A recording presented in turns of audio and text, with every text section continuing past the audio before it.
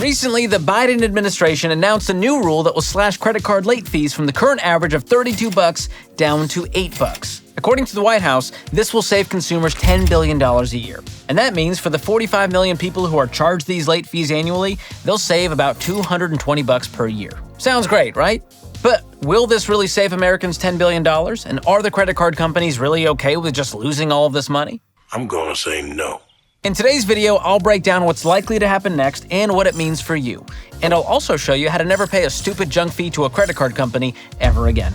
But first, smash those like and subscribe buttons and share this with all of your friends who only watch Joe Biden's speeches in hopes that he says, "I'm not kidding around, folks. I'm not joking around." Come on, man. Get a life. Okay, for a quick summary of what's happening here, let's cut to the man who's known for brevity, Joe Biden. I came down because I heard there was chocolate chip ice cream. By the way, I have a whole refrigerator full upstairs. Nope, not that clip. Different clip. This one. With the announcement of this new rule, late fees are now going down to $8, instead of the current average of $32 late fee payments.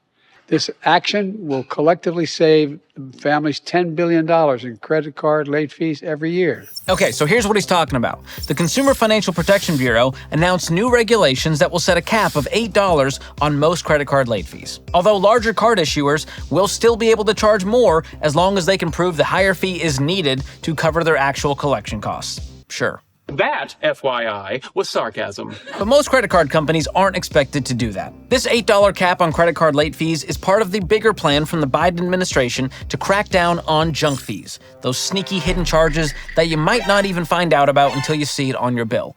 Like when you buy a concert ticket and there's a 20% service fee for, the service, I guess.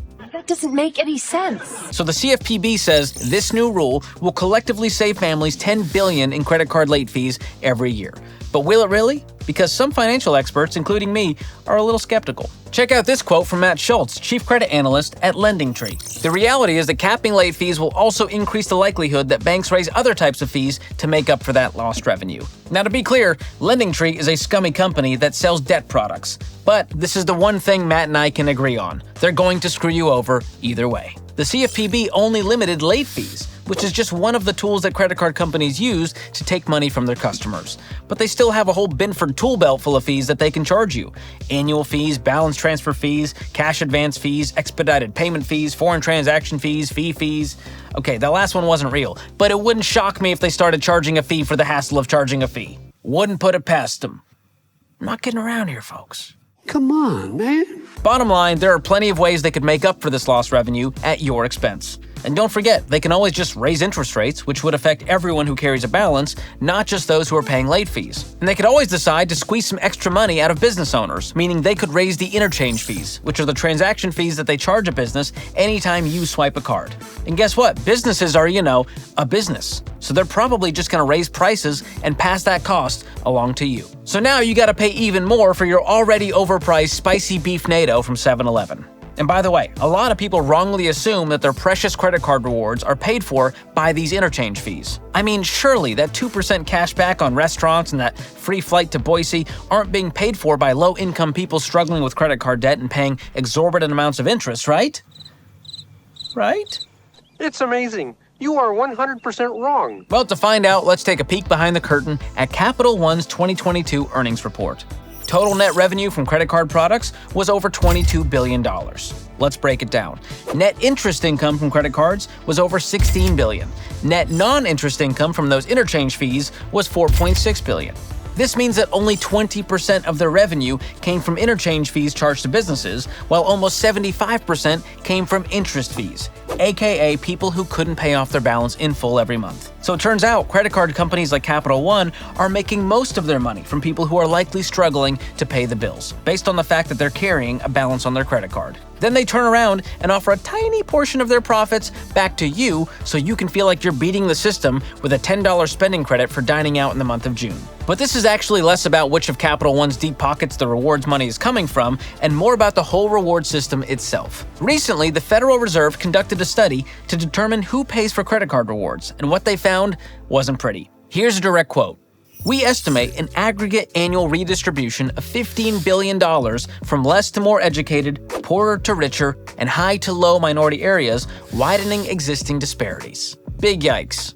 Basically, credit card rewards programs are like Robinhood in reverse, moving money from lower-income credit card users to more wealthy cardholders. That's gross. And if you're still not convinced that the credit card industry is shadier than a 90s tarot card commercial, just check this out. The CFPB hasn't just been making new rules, it's also been taking action against illegal conduct by these companies, including ordering Bank of America to pay a $30 million fine and repay tens of millions of dollars to consumers for illegal conduct, including withholding credit card reward bonuses the company explicitly promised and opening unauthorized accounts. Sketchy. They also ordered Citizens Bank to pay a $9 million fine for failing to give refunds to consumers who reported fraud or billing errors. Then they ordered Citibank to pay $25.9 million for intentional illegal discrimination against credit card applicants the bank identified as Armenian American. Do those sound like companies you want to do business with? No! No! No! And I gotta say, it feels good to see them paying a fine for once instead of the consumer. And by the way, you know what other shady people I don't want to deal with? Data brokers who sell my personal info for profit. It's awful. And that's why I use Delete Me, which happens to be a sponsor of today's video. Delete Me finds and removes data about you from hundreds of data broker websites, and they send you an easy-to-read report outlining what they did. I got my report, and they've already saved me about 13 hours that it would have taken me to find the data and remove it on my own. And with my code/link, you can get a 1-year plan for less than $9 a month to help keep your personal info off the web. Just go to joindeleteme.com/George today for that 20% off, or just click the link in the description. That is some peace of mind worth paying for. All right, so back to the $8 cap on late fees. Look, I hate junk fees just as much as the next guy, but I don't think this is going to do that much to help the average American.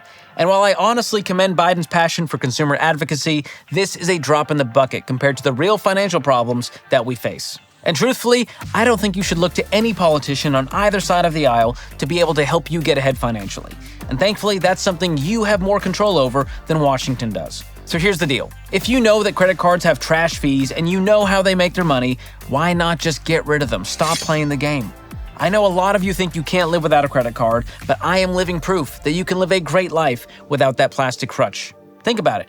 Not too long ago, credit cards didn't even exist. And you know what? We were doing fine.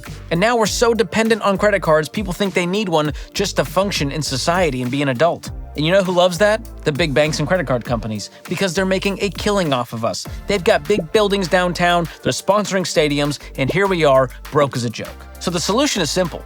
The best way to stop credit card companies from charging you sneaky, outrageous junk fees and taking your hard-earned money is to avoid them altogether. In fact, if you pay off your cards, cut them up, and cancel your accounts, you will never have to worry about paying fees to a credit card company ever again. And I don't know about you, but I'd rather not give any more of my money to someone who robs the poor to feed the rich, even if their spokesman is Samuel L. Jackson or Jennifer Garner. Make me sick. Now, paying off your card is easier said than done, but even if you have a ton of credit card debt, or any other kind of consumer debt for that matter, there's a specific way to pay it off that's worked for millions of people, including me. So check out this video to find out the best way to pay off debt. Thanks for watching, we'll see you next time.